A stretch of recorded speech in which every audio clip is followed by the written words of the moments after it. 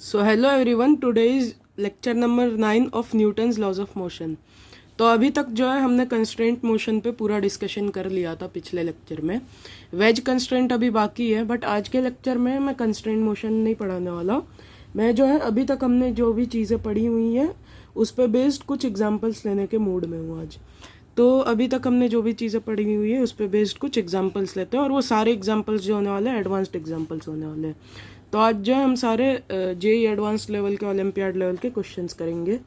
तो पहला जो है हम कंस्ट्रेंट मोशन पे ही बेस्ड एग्जांपल्स लेंगे, मतलब उसका तो वहाँ पे एप्लीकेशन होगा ही। तो यहाँ पे फर्स्ट क्वेश्चन जो है ऐसे टाइप का है। यहाँ पे हमें ऐसे एक ऊपर बड़ी सी पुली दी हुई है। इस बड़ी सी पुली से नीचे ऐसे पहले ये एक स्ट्रिंग निकली है, यहाँ पे एक पुली ऐसे है, ठीक है। फिर इसके यहाँ से ऐसे करके एक और स्ट्रिंग निकली है, वहाँ पे ऐसे करके एक पुली है, और फिर इससे ऐसे करके एक ब्लॉक लटका हुआ है कुछ इस तरीके से। और उस ब्लॉक का जो मास है हमें गिवन है 12 kg, ठीक है। इस ब्लॉक का मास हमें 12 kg गिवन है। इस ब्लॉक को बी बोला गया है। ये जो है सारे नीचे ऐसे करके अटैच्ड है फ्लोर से। इनके जो ये एंड्स हैं, यहाँ से भी स्ट्रिंग निकली होगी, तो ये एंड्स जो है नीचे ऐसे करके अटैच्ड है ग्राउंड से। और यहाँ से ऐसे करके वापस एक और कुछ इस तरीके से एक पुली है। ये पुली का दूसरा साइड का स्ट्रिंग ऐसे करके सीलिंग से अटैच्ड है, और इसके बिल्कुल यहाँ से एक और स्ट्रिंग निकली है, और यहाँ पे एक ब्लॉक अटैच्ड है। ये ब्लॉक ए बोल दिया हमने, और इसका मास हमें 4 kg गिवन है।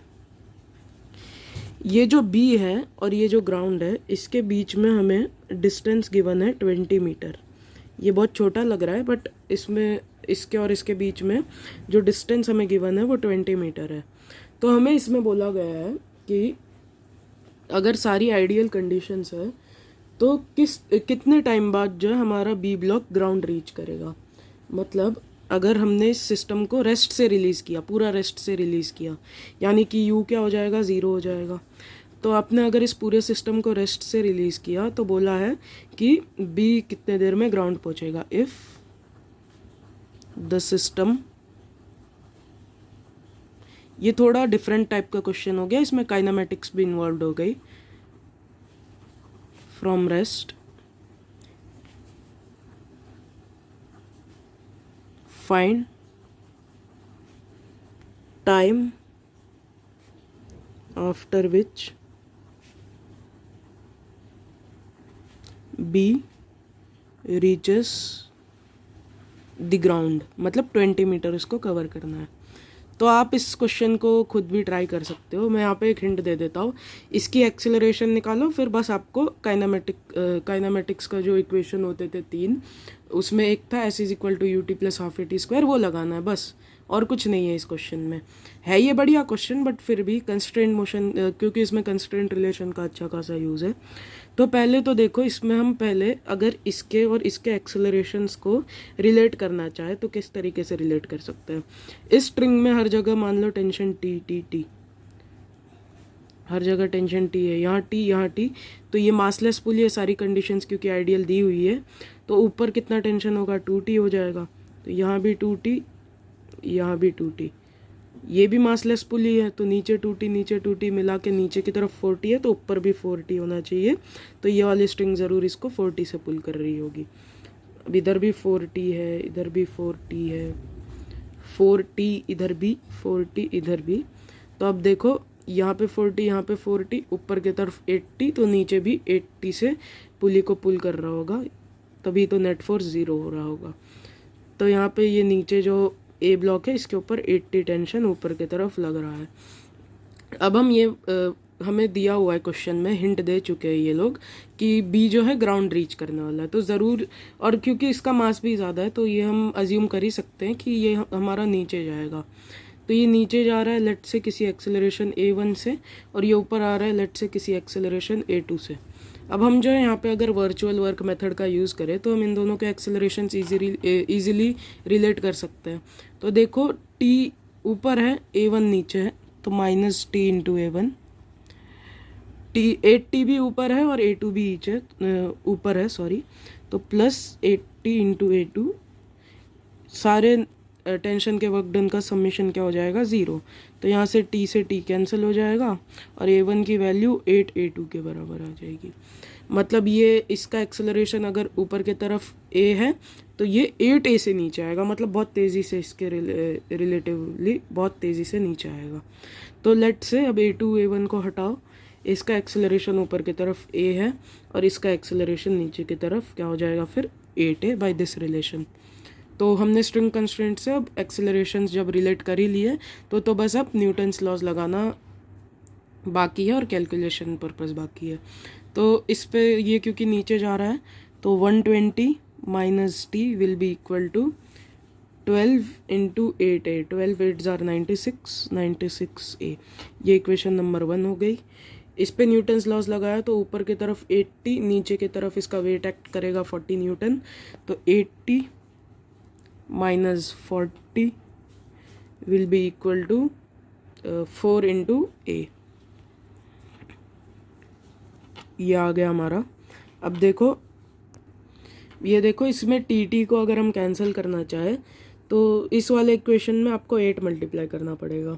तो 8 मल्टीप्लाई करोगे तो क्या हो जाएगा 120 into 8 960 minus 80 is equal to 96 into 8, 96 into 8 हो जाएगा हमारा 768 इंटू ए, और नीचे इक्वेशन हो गई 80 माइनस 40 इज इक्वल टू 4 है। इन दोनों को ऐड किया तो 80 से 80 कैंसिल हो जाएगा, 960 minus 40 is 920, this will be equal to 768 plus 4 that is 772a। तो a की वैल्यू आ गई 920 बाई 772। तो ये ऐसे ही रखे रहने दो। अब जो है हमें पता चल गया कि ये 4 kg वाला ब्लॉक जो है इतने एक्सेलरेशन से ऊपर जाएगा। तो इसका एक्सेलरेशन तो इसके 8 टाइम्स है, ये जो b है इसका एक्सेलरेशन नीचे की तरफ इसके 8 टाइम्स है। तो आपको जो है अगर इसका एक्सेलरेशन चाहिए तो 8 इंटू a करना पड़ेगा। तो हमारे पास a1 की वैल्यू क्या आ जाएगी 8 इंटू 920 इंटू 772। अब ये क्योंकि आप जानते ही हैं कि ये एक्सेलरेशंस कांस्टेंट होता है, तो ये कांस्टेंट एक्सेलरेशन से नीचे जाएगा तो हमारे सारे जो 3 इक्वेशंस ऑफ मोशन होता है वो वैलिड होंगे। तो s is equal to u t plus half a t square हम यहाँ पे लगा के आराम से टाइम की वैल्यू निकाल सकते हैं। u क्योंकि हमारा 0 है तो ये पूरी टर्म 0 हो जाएगी। तो हमारे पास टी स्क्वायर की वैल्यू क्या आ जाएगी, या चलो यहाँ से लगाते हैं, half into 8 into 920 divided by 772 into t square is equal to 20। तो ये 2 से 8 गया 4। तो अब देखो 4 से अगर 772 को डिवाइड करेंगे तो कितना आएगा 193। तो 193 हमारा आ रहा है। तो 920 बाई 193 करेंगे तो हमारे पास कितना आएगा, रुको मैं जल्दी से करता हूँ कैलकुलेट।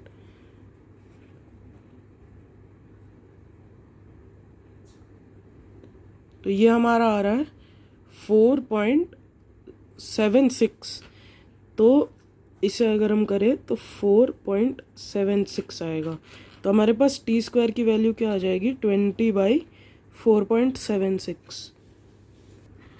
इसे हम करेंगे तो ये 4.02 आएगा, मतलब अप्रॉक्सीमेटली।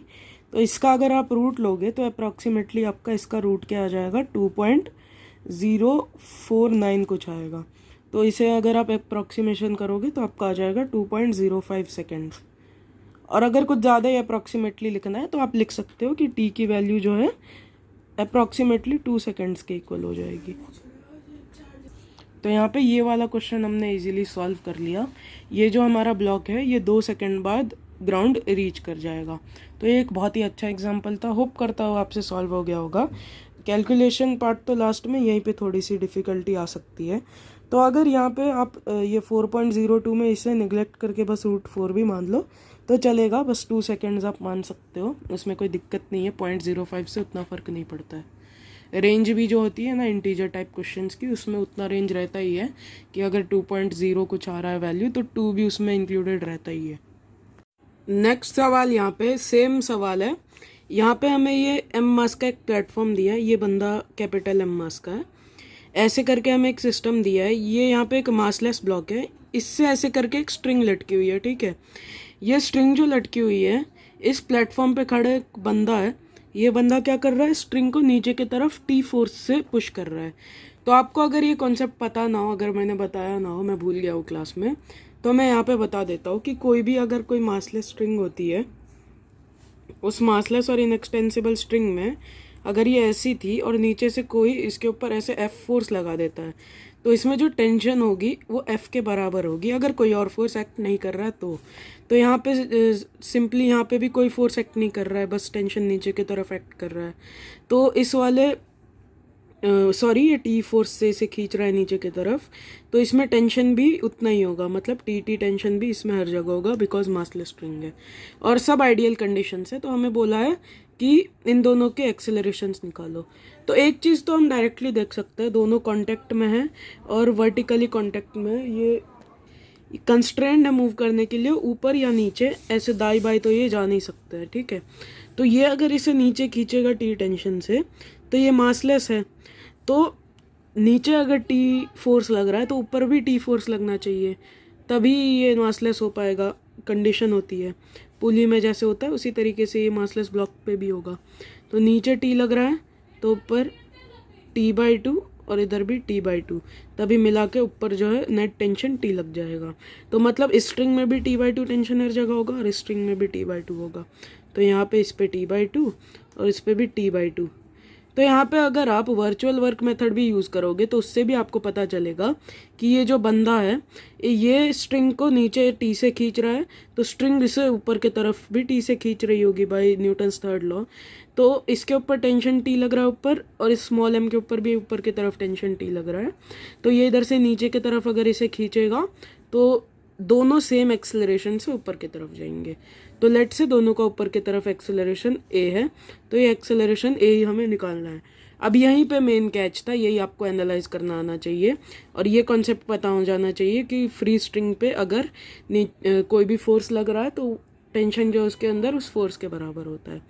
तो यहाँ पे भी इस प्रॉब्लम से ही हमने 3-4 कॉन्सेप्ट सीख लिए। तो अब आप यहाँ पे, और ये भी मैंने यहाँ पे सिखा दिया कि ये जो स्ट्रिंग है ये उसके तरफ, अगर ये स्ट्रिंग पे नीचे की तरफ टी से खींच रहा है तो स्ट्रिंग भी इसे ऊपर की तरफ टी से खींचेगी। तो पहले इस बॉय की एफबीडी बनाओ। तो ये बॉय है कैपिटल एम मास का, पहले तो नीचे की तरफ इसका वेट एक्ट करेगा कैपिटल एम जी। अब ये दोनों कॉन्टेक्ट में है तो इनके बीच में कोई ना कोई तो नॉर्मल फोर्स लग ही रहा होगा। तो लेट से इन दोनों के बीच में नॉर्मल फोर्स कैपिटल एन लग रहा है। तो टी तो हमें गिवन है क्वेश्चन में, है ना, ये टी फोर्स दिया हुआ है तो ये आ सकता है हमारे आंसर में। तो ज़रूर एन फोर्स जो है नॉर्मल फोर्स इसके ऊपर की तरफ लग रहा होगा, ये इसे नीचे की तरफ पुश कर रहा होगा प्लेटफॉर्म को, तो प्लेटफॉर्म इसके ऊपर नॉर्मल फोर्स ऊपर की तरफ लगा रहा होगा कैपिटल एन, और टेंशन भी इसके ऊपर की तरफ ही लग रहा है बाय स्ट्रिंग इसे पुल कर रहा है ऊपर की तरफ, तो ऊपर टी भी लग रहा है और ऊपर की तरफ ही इसका एक्सेलरेशन है। तो हम आराम से लिख सकते हैं N plus T minus capital M G is equal to capital M A. Now इसके लिए प्लेटफॉर्म के लिए इसका वेट तो एक्ट करेगा ही, ऊपर की तरफ इधर T/2 इधर T/2, तो नेट टेंशन कितना ऊपर की तरफ कैपिटल टी। साथ ही में इसके ऊपर जो फोर्स एन ऊपर की तरफ लग रहा है वही फोर्स एन इसके ऊपर नीचे की तरफ लगेगा, ये इसे पुश कर रहा होगा नॉर्मल फोर्स एन से नीचे की तरफ। तो इसके लिए भी क्योंकि ये ऊपर जा रहा है तो T minus M G minus N, T minus M G plus N whole होता तो ब्रैकेट खोल के डायरेक्टली लिख दिया is equal to small M into A, दोनों का एक्सेलरेशन इक्वल है, हमने ऑलरेडी देख लिया है। तो एक तो एनालाइज करके सीधा पता चल जाता है और हमने वर्चुअल वर्क मेथड से भी इधर देख लिया, टेंशन सेम लग रहा है तो एक्सेलरेशन तो सेम होगा ही। तो अब क्या कर दो, इन दोनों इक्वेशंस को ऐड कर दो। तो यहाँ से हमारा एन तो डायरेक्टली चला जाएगा, और यहाँ पे दो टेंशन है तो टेंशन प्लस टेंशन 2 टेंशन, ये minus M G minus capital M G minus small M G, तो minus M plus M whole into G लिख सकते हैं, is equal to M plus M into A. तो A की value हमारे पास आ गई 2t minus M plus M into G by M plus M. Hope करता हूँ ये क्वेश्चन आराम से समझ में आ गया होगा। यहाँ पे एक दो टाइम वेराइंग केसेस लेते हैं।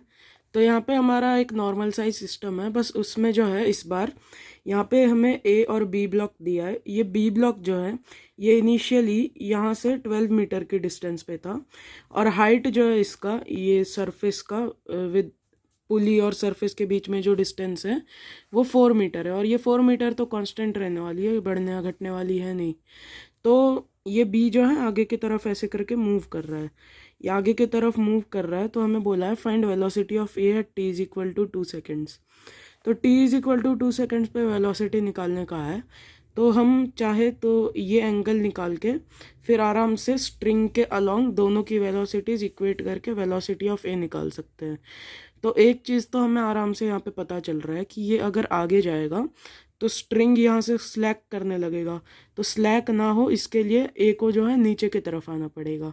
फिर भी अगर किसी को ये होगा बहुत ज़्यादा आपत्ति होगी तो वो ये कर सकता है कि इसे ऊपर मान सकता है, बट उसके रिजल्ट में नेगेटिव आ जाएगा, वो बताएगा कि ये नीचे ही जा रहा है। तो लेट्स से इसकी वेलोसिटी नीचे की तरफ कुछ वी ए है। अब ये हमें निकालनी है, बट ये जो है टाइम के साथ वेरी कर रहा है इसका डिस्प्लेसमेंट, मतलब वेलोसिटी इस बार कांस्टेंट नहीं है। तो पहले तो ये 12 मीटर इनिशियली था, तो हमें ये निकालना पड़ेगा कि at T is equal to 2 seconds पे ये कितना डिस्प्लेसमेंट कर लेगा। तो इसमें पुट कर देंगे हम, तो एक्स भी is equal to 2 cube plus 1। तो ये हमारे पास क्या आ जाएगा 8 प्लस 1 दैट इज 9। तो ये 12 ऑलरेडी था, इसने आगे की तरफ 9 मीटर कवर कर लिया। तो 12 ऑलरेडी था, 9 कवर किया, तो ये कितना बच गया, मतलब ये आगे t is equal to 2 seconds पे इधर चल के आ जाएगा और ये 9 मीटर कवर कर चुका होगा। तो ये जो डिस्टेंस बचेगी ये कितनी बच जाएगी हमारी 3 मीटर बच जाएगी। 12 माइनस 9 3 मीटर बच जाएगी। तो अब यहाँ से अगर हम चाहे तो ये एंगल थीटा आराम से निकाल सकते हैं। ये 4 है, ये 3 है, तो ये हाइपोटेन्यूस ज़रूर कितना हो जाएगा 5 हो जाएगा। तो ये 4 3 5 वाला ट्रायंगल हो गया। तो 4 के सामने वाला एंगल कितना होता है 53 डिग्री।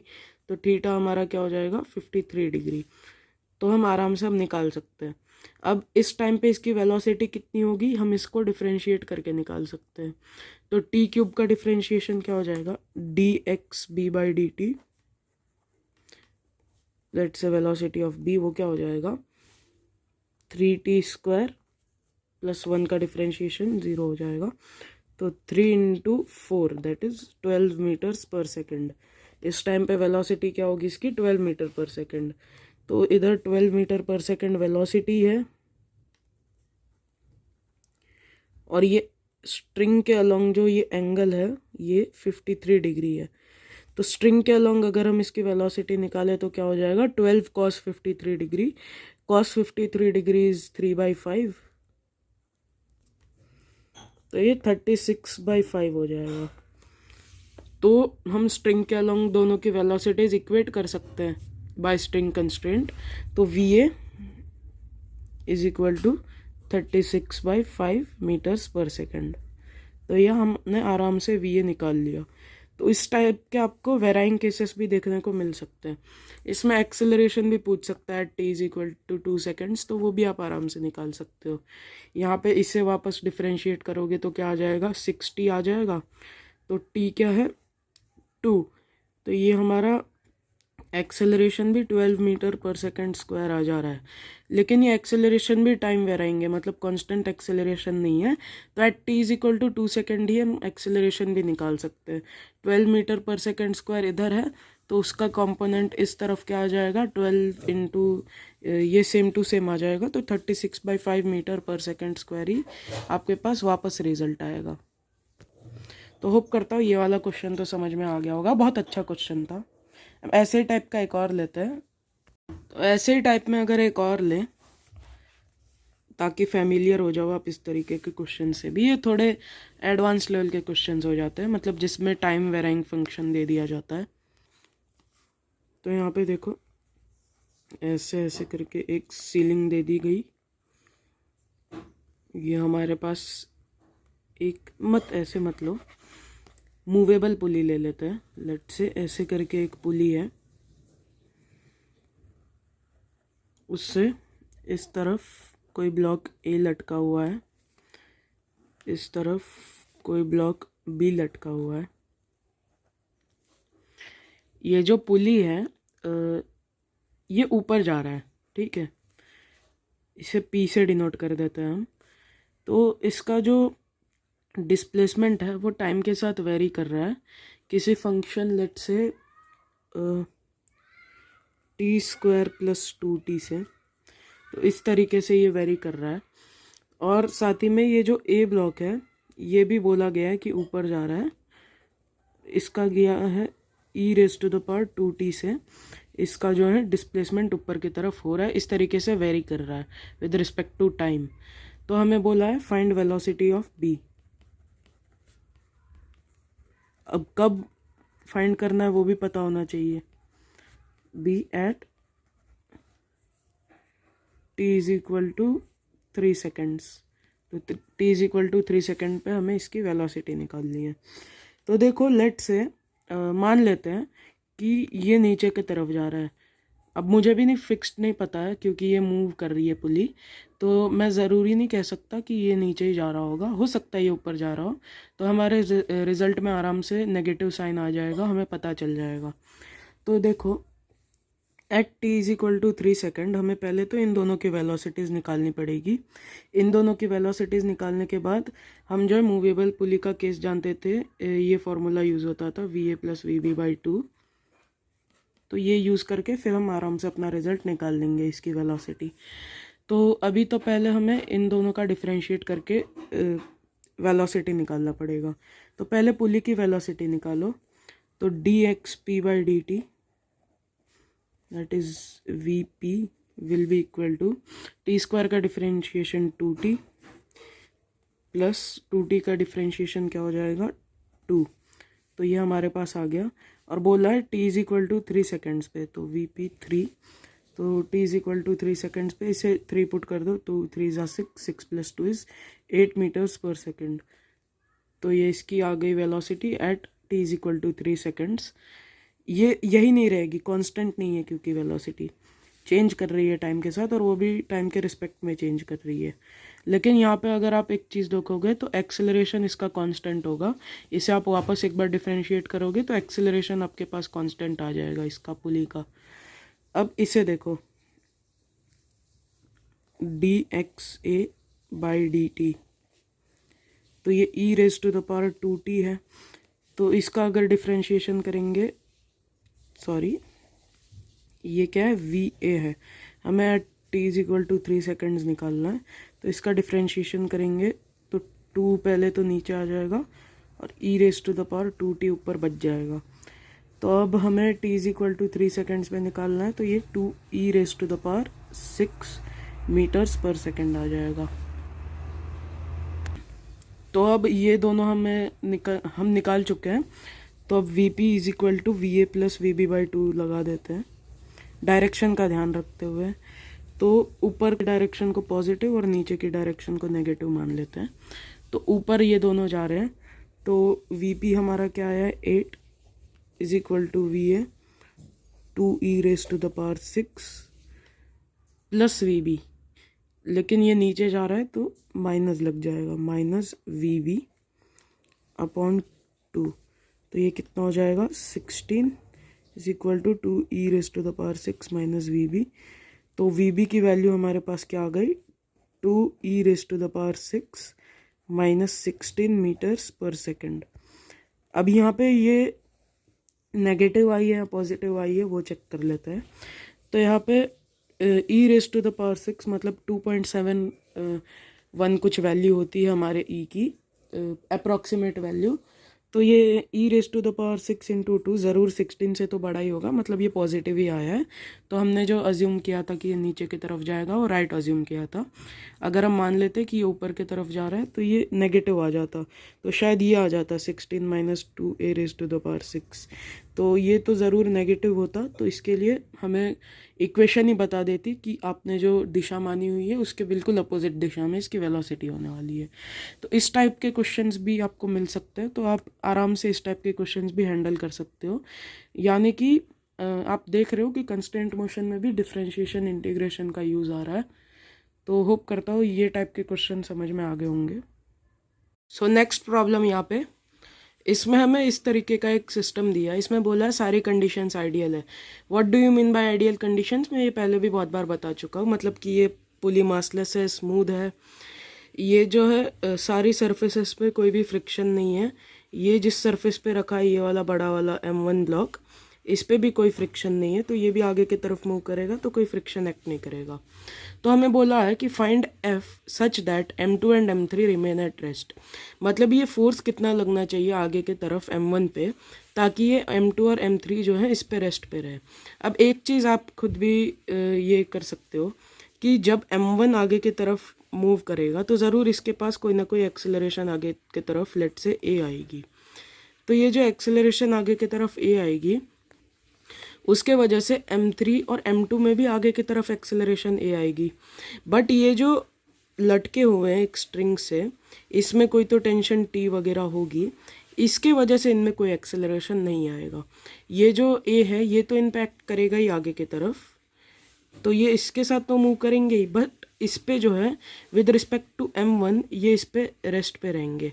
मतलब M2 और M3 with respect to M1 जो है इन पे रेस्ट पे रहेंगे। मतलब M2 यहाँ का यहाँ ही रहेगा, लेकिन M1 क्योंकि आगे मूव कर रहा है तो ग्राउंड से कोई देखेगा तो उसे ये लगेगा कि M2 भी आगे मूव कर रहा है, but with respect to M1 ये इधर का इधर ही रहेगा और M3 इधर का इधर ही रहेगा। तो ये ए एक्सेलरेशन तो इनके तरफ एक्ट करेगा ही। तो एक एक करके पहले इन दोनों की FBDs बनाओ। तो पहले अगर M3 की FBD बनाओगे तो नीचे की तरफ पहले तो इसका वेट एक्ट करेगा M3G और ऊपर की तरफ टेंशन T एक्ट करेगी।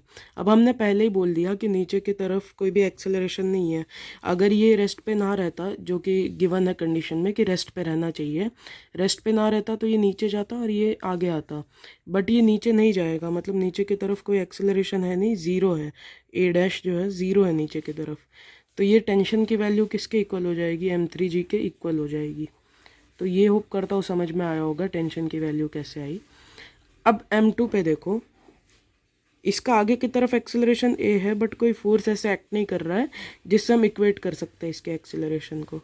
तो अब देखो इस पे पहले तो N फोर्स इधर लगेगा, normal force due to M1, और इसका वेट नीचे की तरफ M2G एक्ट करेगा और आगे की तरफ टेंशन लग रहा है इसके ऊपर, और आगे ये एक्सेलरेट भी कर रहा है A से ही आगे एक्सेलरेट भी कर रहा है, क्योंकि ये जो जिस पे रखा है ये वो भी आगे की तरफ A से एक्सेलरेट कर रहा है।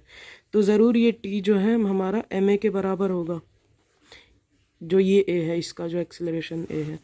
तो T हमें पता है M3G है, M2A के बराबर होगा, सॉरी इसका मास M2 गिवन है ना। तो M3G will be equal to M2A। So A की वैल्यू हमारे पास आ गई M3/M2 इंटू G। तो ये होप करता हूँ यहाँ तक तो सब आराम से समझ में आ गया होगा। अब एक चीज़ यहाँ पे देखो, हम इसका एक्सेलरेशन जो लिखेंगे, ये जो F फोर्स लग रहा है ये बस हमारे M1 पे वैसे तो आगे की तरफ लग रहा है, बट इसका इफेक्ट बोथ M2 और M3 पे भी आ रहा है। तो अगर हम इस पूरे सिस्टम पे न्यूटन्स लॉज ऑफ मोशन लगाए M1 + M2 + M3 पे, तो इसमें जो ये टेंशन फोर्सेस है ये तो इंटरनल फोर्सेस हो जाएंगे, तो ये एक दूसरे को कैंसिल कर देंगे। बस आगे की तरफ एक एक्सटर्नल फोर्स F बचेगा। तो ये F को हम क्या कह सकते हैं? ये F जो होगा M1 + M2 + M3 into A के इक्वल होगा, क्योंकि इस F के वजह से ही M2 और M3 पे भी A एक्सेलरेशन है। तो ये हमने लिख दिया। तो अब A तो हमें ऑलरेडी पता है M3/M2 इंटू G है, तो अब F की वैल्यू जो हमें निकालनी थी वो आराम से आ गई। तो हम इसे लिख सकते हैं M1 plus M2 plus M3 into M3/M2 into G। तो ये हमारे फोर्स की वैल्यू आ गई। इतना फोर्स अगर हम M1 के ऊपर अप्लाई करेंगे तो ये जो M2 और M3 है ये हमारे M1 पे रेस्ट पे रहेंगे, मतलब विद रिस्पेक्ट टू ग्राउंड तो ये रेस्ट पे नहीं रहेंगे, क्योंकि M1 आगे मूव करेगा तो ये भी आगे की तरफ मूव करते हुए अपीयर होंगे। बट M1 के रिस्पेक्ट में अगर देखोगे तो ये सब रेस्ट पे ही होंगे। तो होप करता हूँ ये सवाल समझ में आ गया होगा। कोई भी अगर इसमें आपको आपत्ति हो या कोई भी इसमें डाउट हो तो आराम से कमेंट्स में पूछ सकते हो। तो यहाँ पे एक अलग टाइप का क्वेश्चन लेते हैं, ये लास्ट क्वेश्चन होगा आज के लेक्चर का। तो यहाँ पे हमें ऐसे करके एक सिस्टम दिया है। ये पहले तो एक मासलेस स्ट्रिंग सीलिंग से जुड़ी हुई है, वो मासलेस स्ट्रिंग से ऐसे करके एक 2 kg का ब्लॉक लटका हुआ है। फिर यहाँ से एक और स्ट्रिंग या वायर, आप जो कहना चाहो, रोप कुछ भी कह सकते हो, एक वायर फिर ऐसे करके और आई है। लेकिन ये वायर का जो है हमें लैम्डा गिवन है। लैम्डा क्या होता है? मास पर यूनिट लेंथ हम इसे कहते हैं। तो लैम्डा इसका गिवन है 0.2 kg पर मीटर। तो पर मीटर इसका मास जो है 0.2 kg है। तो अब ये 2 मीटर की दी हुई है ये वायर, तो 2 मीटर में कितना मास होगा? अगर 1 मीटर में 0.2 kg है तो 2 मीटर में, क्योंकि ये यूनिफॉर्म है, तो 0.4 kg हो जाएगा। तो इस पूरे वायर का मास कितना हो गया? 0.4 kg।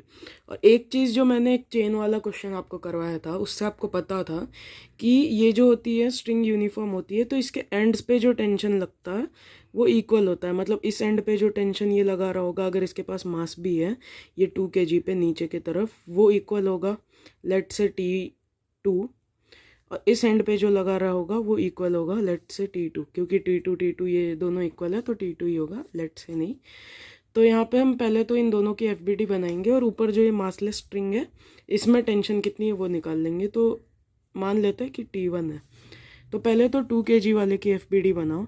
तो 2 kg वाले की FBD बनाओगे तो ऊपर की तरफ T1 लग रहा है, और ये जो मास वाला जो हमारा रोप है ये इसे ऐसे करके T2 से खींच रहा है, और इसका वेट तो इसके ऊपर एक्ट करेगा ही 20, 2 × 10।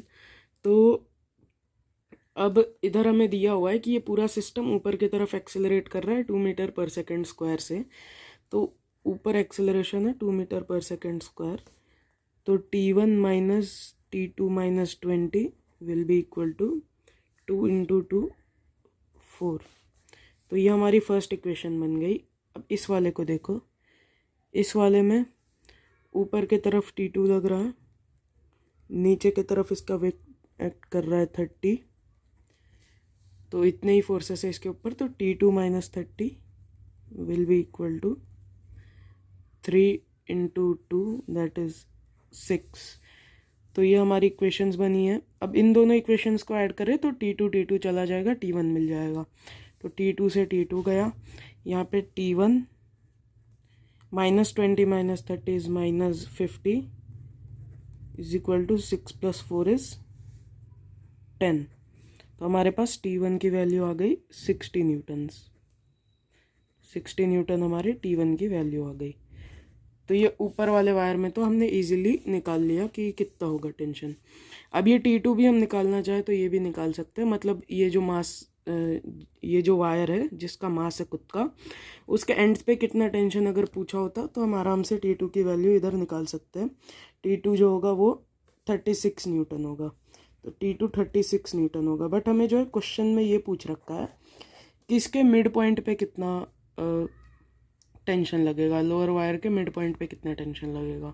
तो उसके लिए जैसे हमने वो चेन वाले क्वेश्चन में उसका एक हिस्सा मान लिया था कि नहीं है और वो एक हिस्सा कोई टेंशन लगा रहा था, उसके ऊपर वही कॉन्सेप्ट यूज़ करेंगे।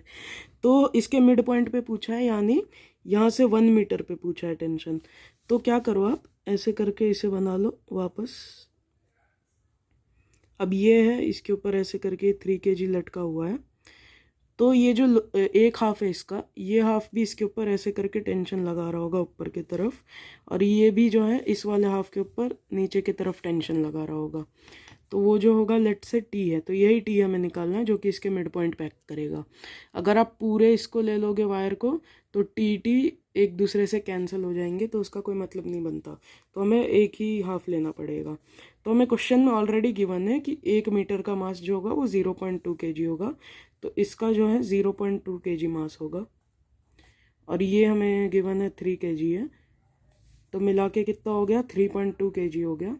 तो अगर इसका हम FBD बनाए तो यहाँ पे नीचे बना देता हूँ मैं, नीचे की तरफ इनका वेट एक्ट करेगा, तो ये तो 0.2 kg हो गया और ये 3 kg हो गया, तो नीचे की तरफ 3.2 इंटू 10 दैट इज 32 एक्ट करेगा। ऊपर की तरफ टेंशन T हमें निकालना है, तो यही चीज़ें एक्ट कर रही है इनके ऊपर, और ऊपर की तरफ एक्सेलरेशन गिवन है हमें 2 मीटर पर सेकेंड स्क्वायर। तो हम आराम से अब निकाल सकते हैं T minus 32 is equal to 2 into 3.2, तो ये कितना आ गया 6.4, तो T की वैल्यू आ गई 32 plus 6.4, T is equal to 38.4 newton. तो होप करता हूँ ये वाला क्वेश्चन भी आराम से समझ में आ गया होगा। तो आज के इस वाले लेक्चर का, जिसमें हमने सारे एडवांस्ड एग्जांपल्स लिए हैं, तो उसमें जो है ये हमारा लास्ट क्वेश्चन था। तो आज के लेक्चर में जितने भी मैंने एग्जांपल लिए हैं ऑलमोस्ट मतलब सारे ही, हो सकता है किसी को इजी लग रहा होगा, तो इजी भी इसलिए लग रहा था क्योंकि आपने अच्छे से पढ़ा है। तो जितने भी एग्जांपल्स आज के लेक्चर में हमने लिए हैं वो सारे एकदम रिलेवेंट है जेईई एडवांस्ड और कह सकते हैं ओलंपियाड्स के लोअर लेवल के लिए। तो होप करता हूँ आपको आज का लेक्चर पसंद आया होगा और सारे क्वेश्चंस आप खुद भी सॉल्व कर पाए रहेंगे, और अगर जो नहीं कर पाए रहेंगे वो जो मैंने एक्सप्लेन किया उससे आपको समझ में आ ही गया होगा। तो चलिए आज के लेक्चर के लिए इतना ही। जय श्री राम, बाय।